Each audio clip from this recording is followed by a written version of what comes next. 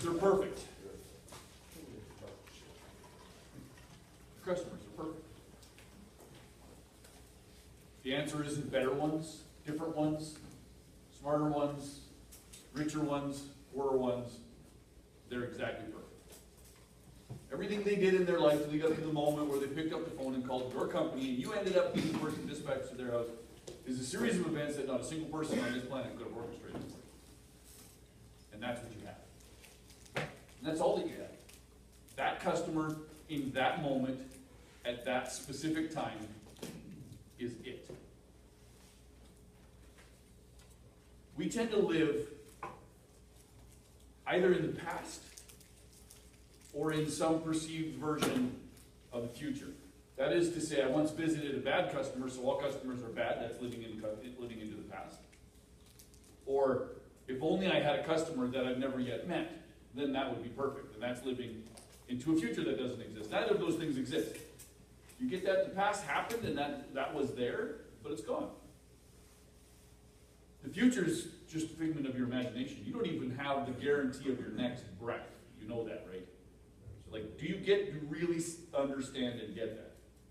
Because when you do, you arrive at the customer that you're at right now. You arrive at the moment that you're at right now. And this, once again, goes way beyond your work and drives straight into your life. But the only spot you have, the only moment, the only thing is right now. And now it's past. And now you have right now. And if we could get present to right now, like really be in the moment that we're in, every moment of our life, the richness of your life would go up dramatically.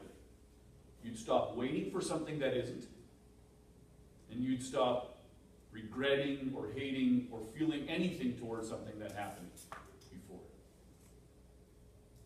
See, when we consider past, present, and future, here's the only way to look at this. Past, present, future. When I look at what happened in the past, the correct attitude to take towards this is an attitude of appreciation. And again, we talked about the distinction between appreciation and gratitude yesterday. So there's things in my past I'm not particularly thankful for that I did or that happened to me. But all of those things have made me a better person. And so I have taken whatever was back there and appreciated it so that I'm a better person today. It's appreciated my value as a human being. And I don't live in that past anymore. What we like to do is we like to take the past and we like to toss it out in front of us and say, oh, that happened, that's going to happen again, oh, that happened. And then guess what? The world is this magnificent mirror that just reflects back to you what you're looking for. And you find it the rest of your life. And the stories are endless. Of the person who's got the bad relationship and goes from one bad relationship to the next bad relationship to the next bad relationship. Why? Because they're doing this. They're taking the past, and instead of just appreciating its value and then leaving it there, that happened, now I have this. This is it. This is it. We live into some horrible version of whatever our lives were. Or maybe it was better then, and we're living into a wishing for, oh man, I only wish that it was like it was. Well, it's not, is it? So it's what it is. Right now, that's it. So that means that today, our present moment, the only way to feel about this is in a state of contentedness, not contentment, contentedness. There's a difference, and it's subtle. Contentedness is an active state of feeling content. Doesn't mean that I'm complacent, I'm just giving up, and like this is all I get. That's completely a different word. Complacency is not what I'm talking about. It's contentedness. It means that I have this now. So here today, what am I content with? The fact that I'm here in Naples with a group of amazing men, and we have this day together. And right now we have this moment together. And that's awesome. That's incredible.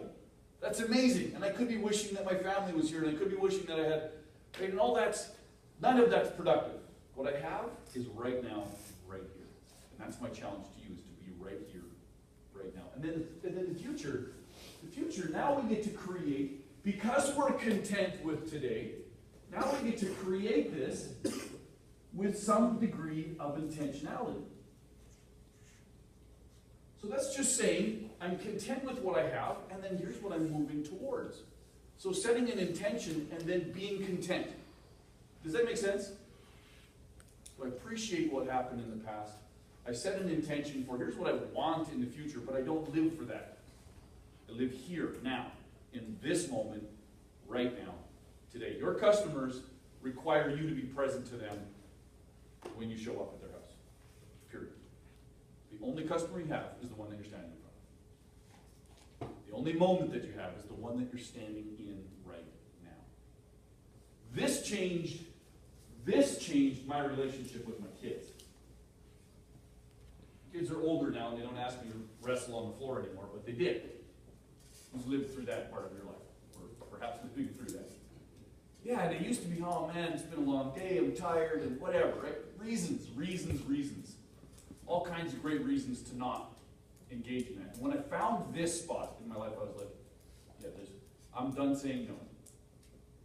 I made my answer to my kids, yes, unless it was physically impossible. We want to, fly to Florida in the next minute. Okay, that's not going to happen. That's a no. But Dad, you want to play? You want to read? You want to? Yes.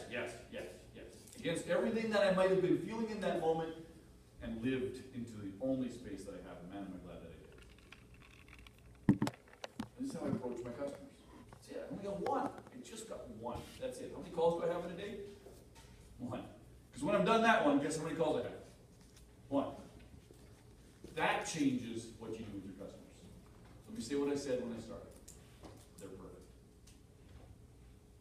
You're perfect. Nothing further required. What we're living into today is the state of intentionality towards the future. We're content today, and we're always getting better. Whatever happened in the past happened so that we can learn and be better by it.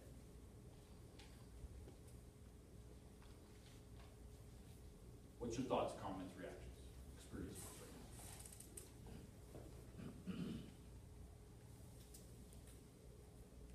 I think that, all of us are different people. But one of the things that I've been blessed with is my love for people, everybody. It doesn't matter whether they're customers, neighbors, or people I'm walking by in Walmart. Okay. And I think it's one of the greatest opportunities to actually meet these people in their homes, in their little comfort place, and be a part of their life for just a little bit. So that, to me, helps me, drives me to do the little extras, changing light bulbs for little, and, the things we normally don't associate with, cleaning a condenser. But that's being present. That's being present. It's just recognizing who they are in that space, in that moment, really recognizing that there's a human being there. Because when you think about it, when you really think about it, you look at your life, and what creates meaning for you, what makes your life worth living, it's all of the intersections. How you've intersected with people in your life is what's given it all its meaning. If you look at everything bad and good that happened in the past, it's all where your life intersected with another life, right? And something happened. And that created something for you, good or bad, that happened in the past. And that's what you need to live in here into the future, knowing that it's the intersections of our lives with others that create the value, the richness, the fulfillment in life. That's why I do what I do. It's incredible. One of the greatest jobs in the world. There's no question about it. I often take my kids with me. They'll be sitting at the back of the room in an event like this. In fact, in a couple of weeks when I'll be in Indiana, I've got Michael will be there with me. amazing. He gets that opportunity. So think about the places in your life where you can be more present. At home, people you love, people you're hanging out with. You know, and one of the biggest detriments to this is this stinking device, your phones. This thing takes away our presence. Now we're present to someone else, or we're in that moment. So just one quick test of this is, how long can you just be in a conversation without looking at that dang thing? Like specifically, especially with those you love. With family, it's the easiest to just pick it up and be like, oh yeah, no, just checking your got a break. No, just, what happens if you just turn it off, like off, power it down. Toss it wherever you toss your keys when you come home, right? And spend the next hour or two without getting near it. Is that terrifying? Some of you feel a little terrified just with that thought? When was the last time you actually powered it off? I'm terrified of all. Yeah, that's right, thank you. Oh, right, when was the last time you actually just powered it off? And if you can't, what does it take to, so that you can? I didn't know it had a power off button. You didn't know that. Who else is with Phil right now? Thank you for your honesty there, Phil. Yeah, of course, yes. Very good. All right, so here's what I'm gonna ask you to do next. We set out this morning with this for a very specific reason, as you're now familiar with it. There's nothing by accident here. So this is gonna stay with us as we walk through, and I want you to allow this to be part of your conversation in your own head as you're visiting customers, as you're living your life, right? Where am I living into my past? Where am I wishing for a future that doesn't yet exist? And living into that. Be content with today, plan for tomorrow, and then enjoy every moment. Be present in the moment. Please take your books and open them up to your aha pages.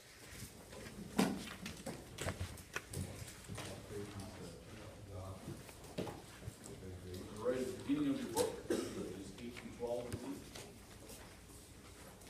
So I'm going to welcome you to take a moment and simply jot down whatever thoughts you may have found yourself thinking as we went through this. There's something here that needs to be written right now. Give your brain the space to get singular to that thought and write that down. And then at the same time, after you've completed that, I want you to take a moment and just review your ahas from yesterday. All right? So we're writing from what we've just talked about this morning, and we're reviewing